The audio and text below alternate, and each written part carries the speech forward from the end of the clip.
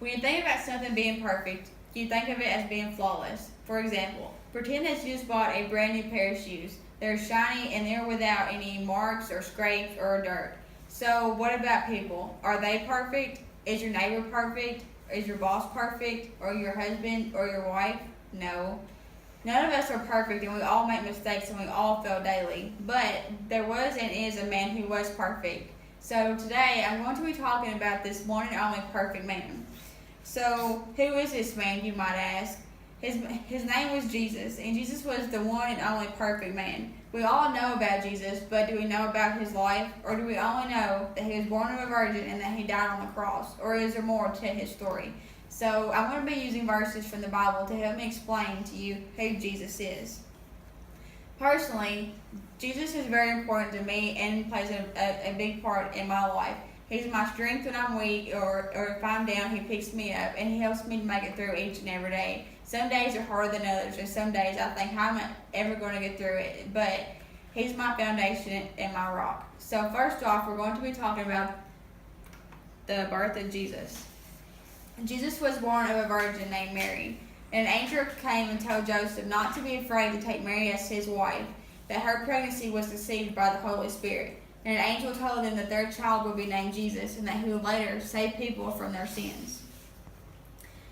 Later in life, Jesus became a great teacher. SimBible.org helps to explain his ministry. His ministry began around the age of 30, and he was baptized by John the Baptist. Could you imagine being John the Baptist and baptizing the one and only perfect man? I couldn't. His ministry started in Galilee. In Matthew 24 through 23 through 25 states that Jesus went about all of Galilee, teaching in their synagogues, preaching about the kingdom. Fame went throughout all of Syria, and they brought him sick people who were afflicted with various diseases and torments, and he healed them. Great multitudes followed him from Galilee and from Decapolis, Jerusalem, Judea, and beyond Jordan. Next we'll be talking about the miracles of Jesus, and I used aboutjesus.org to help to provide you with some examples of some of the miracles that he performed. Jesus cleansed the leopard, and he healed 2 demon-possessed men. He made the lame to walk and the blind to see, and he healed the woman with the issue of blood. And Jesus also raised Lazarus from the dead, and he also walked on water. Could you imagine walking on water? I couldn't. And Jesus himself also rose from the dead after being buried in the tomb for 3 days. That's pretty great if you ask me. Next we'll be talking about Jesus' death. He was arrested, tried, and sentenced by Pilate, who sentenced him to be scourged and crucified. Soldiers mocked and flogged Jesus, and he was beaten and whipped.